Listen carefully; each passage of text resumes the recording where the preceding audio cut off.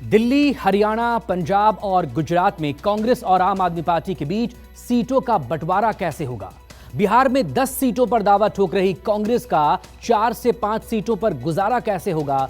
अरविंद केजरीवाल ने चर्चा शुरू होने से पहले ही गुजरात में एक सीट पर अपना उम्मीदवार घोषित कर दिया, तो लालू और नीतीश कुमार की पार्टी भी कांग्रेस को दावेदारी न करने की नसीहत देने लगी है। सवाल यही कि राहुल गांधी और मल्लिकार्जुन खड़गे इस मुसीबत से कैसे पार पाएंगे?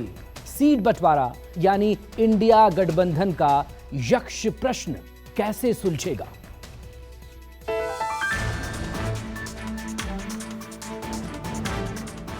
दो 2024 की लड़ाई में सीटों का बंटवारा ही इंडिया गठबंधन का यक्ष प्रश्न है, जिसका जवाब ढूंढने की कोशिश तो अरसे से हो रही है, लेकिन मामला संकेतों से आगे जाता नहीं दिख रहा।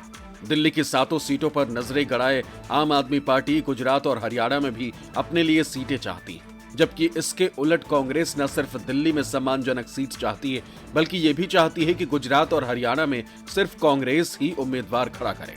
हालांकि औपचारिक बैठक के बाद दोनों ही पार्टियां सकारात्मक बातचीत का दावा कर रही हैं, लेकिन सीटों की संख्या पर कोई भी मुंह खोलने को राजी नहीं। नहीं, बिल्कुल सकारात्मकता है और मुझे लगता है तेजी से सीटें इंडिया ब्लॉक की फाइनल होंगी। देखिए, बहुत अच्छी बैठक रही।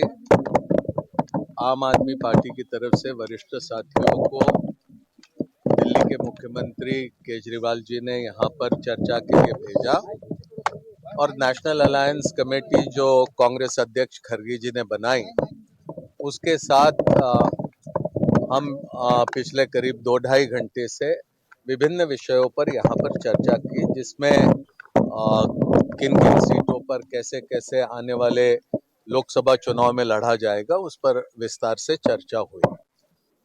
चर्चा आगे में चलेगी और कुछ ही दिनों के बाद हम फिर मिलने का हमने फैसला किया है, जहां पर अंतिम रूप हमारी सीट शेयरिंग के संदर्भ में करने का प्रयास किया जाएगा। पूरी तैयारी के साथ काम करने दीजिए और फिर कुछ ही दिनों का तो अब समय है, उसके बाद हम पूरी जानकारी आपके समक्ष रखेंगे। ठीक है?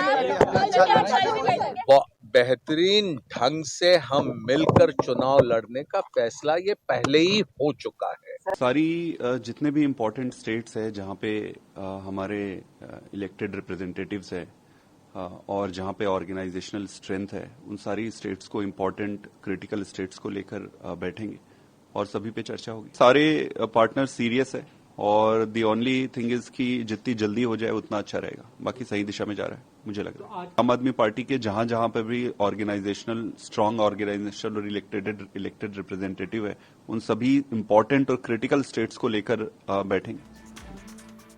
बेशक आम आदमी पार्टी और कांग्रेस खुले दिल से सीट बंटवारे पर चर्चा छेड़ चुके हैं, लेकिन कोई भी अपनी दावेदारी से पीछे हटने को राजी नहीं।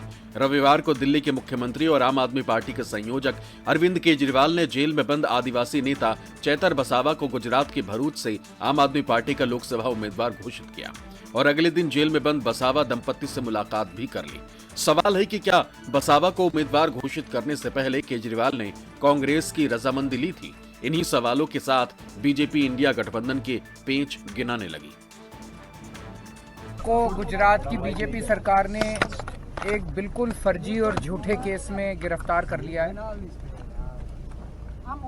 इससे पूरे गुजरात के आदिवासी समाज में बहुत रोष है, बहुत गुस्से में है। केवल उनको गिरफ्तार नहीं किया, उनके साथ साथ उनकी धर्मपत्नी शकुंतला बेन को भी गिरफ्तार कर लिया है। अभी हम उनसे मिलके आ रहे हैं, चेतर वसावा जी से जेल के अंदर। शकुंतला बेन से भी मिले हम लोग, दोनों ठीक हैं, स्वस्थ हैं, हौसले बुलंद हैं, लड़ेंगे, संघर्ष करेंगे कि चेतर वसावा भरूच सीट से लोकसभा के लिए लड़ेंगे। और अगर वो बाहर आते हैं, हम पूरी कोशिश कर रहे हैं कि सुप्रीम कोर्ट से उनको बेल मिले। उनकी वाइफ की बेल 20 जनवरी को लगी है और उनको भी जल्दी बेल मिले।